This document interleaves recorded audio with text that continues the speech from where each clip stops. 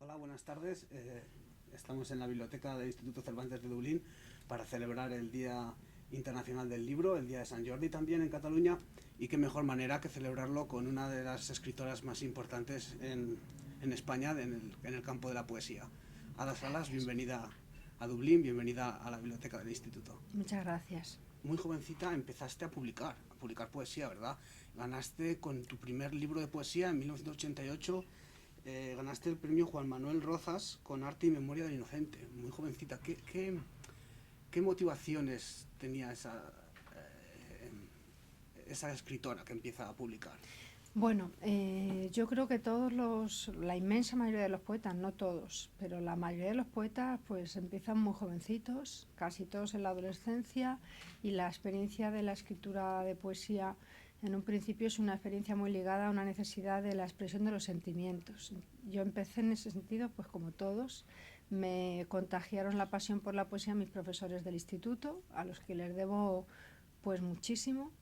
eh, pues aquellas lecturas que hacía mi profesor entonces era COU, hoy sería segundo de bachillerato, pues de Juan Ramón Jiménez, de Machado, de Lorca, de Cernuda, aquello caló hondamente. Y yo hice filología española porque yo quería saber más de esos poetas fundamentalmente.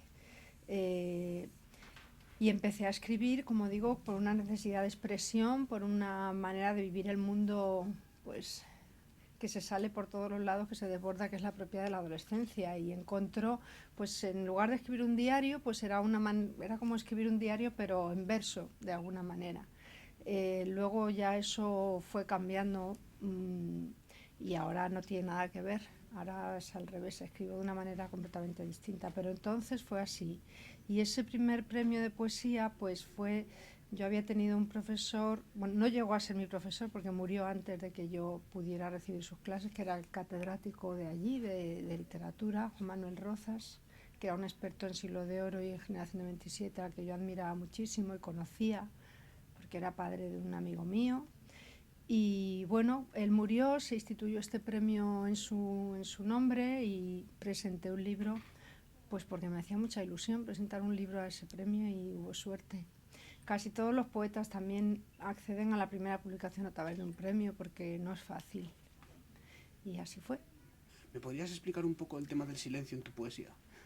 Yo creo que la cuestión es que eh, bueno, esto ya lo dijo Haroldo de Campos fue y antes de él otros muchos, ¿no? Lo de decir más con menos. La idea, yo creo que la poesía como género, que yo creo en la existencia de los géneros a pesar de las barreras corridas que hay desde las vanguardias, ¿no? Pero yo creo que la poesía es un género específico. eh, la poesía es el género más condensado en cuanto a la expresión literaria. Entonces, la poesía del silencio sería una vuelta de tuerca dentro del género lírico, que sería intentar decir solo lo imprescindible para, para transmitir un mensaje lo más completo posible con el menor número de elementos posible. De manera que en poesía lo que no se dice es tan importante como lo que se dice, y lo que se dice tiene que ser capaz de sugerir lo que no se dice o algo así. Entonces hay un diálogo entre lo presente y lo ausente que a mí me interesa mucho porque creo que ese es el lugar en donde el lector se puede situar. Es decir, yo la poesía que lo dice todo pues no deja mucho espacio de participación al lector. En cambio, pues hay otro tipo de poesía que me puede interesar más como lectora, que bueno, pues que donde la sugerencia que es general en todo lo poético ahí va más allá todavía, y donde el lector, como lectora tengo esa experiencia también, pues tiene un espacio mayor. Esto me recuerda porque hay varios autores y directores de teatro que afirman que el espacio, el silencio es texto también.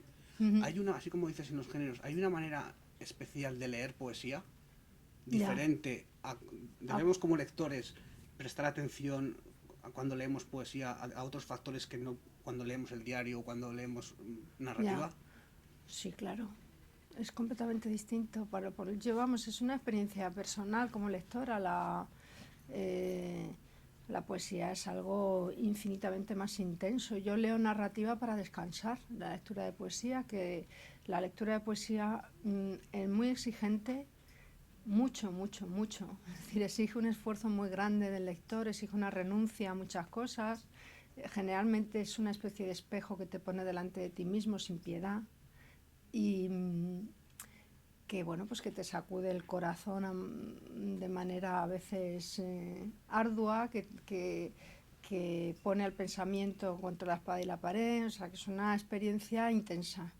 Entonces uno tiene que saber qué hace cuando se pone a leer poesía. Ahora bien, todo ese esfuerzo se ve infinitamente recompensado porque aunque es una lectura, como digo, que pide mucho, da muchísimo también de otra manera. Es decir, la narrativa te lleva, y es maravilloso dejarse llevar por ella, y al poema lo tienes que sujetar tú. Entonces, bueno, para mí es que no hay lectura mejor que esa. Hace unas semanas, también hablando de la poesía, tuvimos aquí a Antonio Praena y él afirmaba que le preguntamos sobre el futuro de la poesía y él afirmaba que la poesía es el origen de la literatura.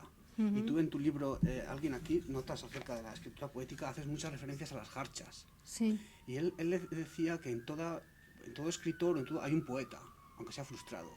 ¿Crees que la poesía, aparte de esos géneros que dices que se pueden Sí. tratar, la poesía es omnipresente en la literatura?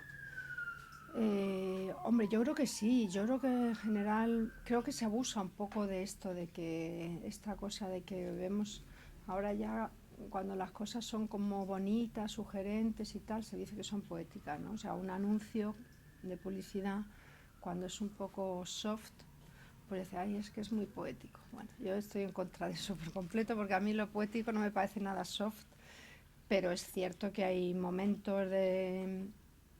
fragmentos de novelas que son precisamente porque suman lo que para mí es la poesía, que es una mezcla de música, emoción y pensamiento. Entonces, cuando esos tres elementos se dan en alguna manifestación artística de cualquier otro tipo, pues evidentemente hay poesía ahí. Eh, en cuanto a que está en el origen, está claro, porque está ligada al canto. Entonces, está ahí, está en cualquier manifestación ritual que está en el origen de cualquier cultura, está. Y el futuro, pues no lo sé. Tengo amigos que son muy pesimistas al respecto. Yo creo que no se va a acabar nunca, porque creo que siempre ha estado igual de mal, siempre ha sido una cosa minoritaria y no va a dejar de serlo. Eso sí, hay épocas en las que la poesía tenía un apoyo del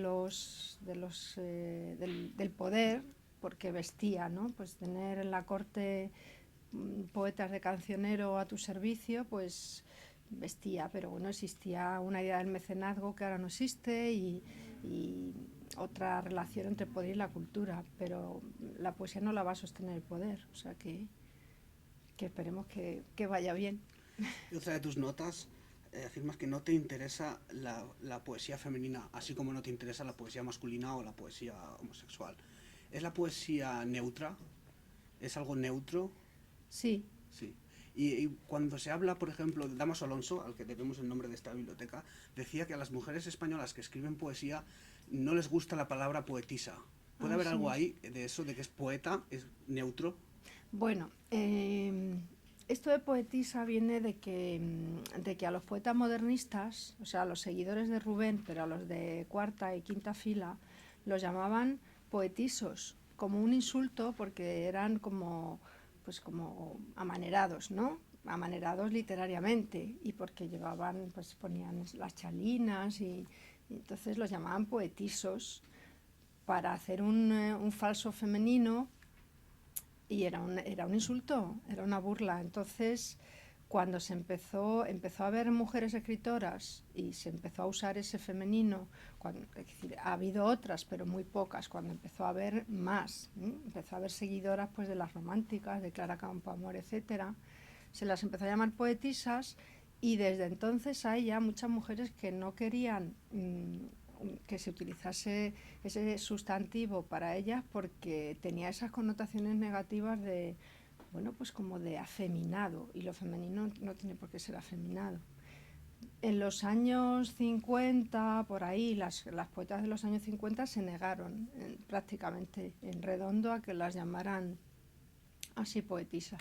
Yo creo que como eso ya está superado, a mí me encanta que me llamen poetisa, me parece que es el femenino gramatical y quizás si yo hubiera empezado, o sea, escrito, hubiera sido las que hubiera tenido que luchar hace 30 años por la cosa, por el reconocimiento de las mujeres igual que los hombres, a lo mejor habría estado por usar poeta. Ahora ya es que no soporto lo de alumnos y alumnas, profesores y profesoras, eso me parece un disparate.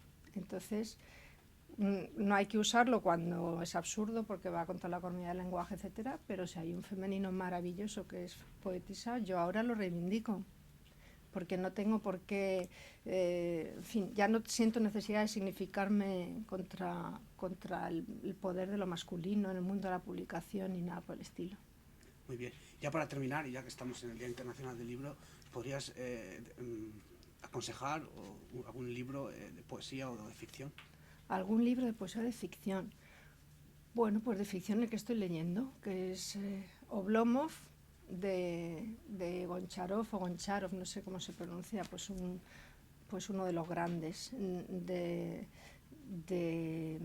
la novelística rusa, junto con Tolstoy y Dostoyevsky. Es un personaje, Oblomov, que es el protagonista, es un personaje maravilloso, de estos que no quieren hacer nada, es el vago por excelencia, es la bulia hecha ser humano, y es una novela fantástica realmente.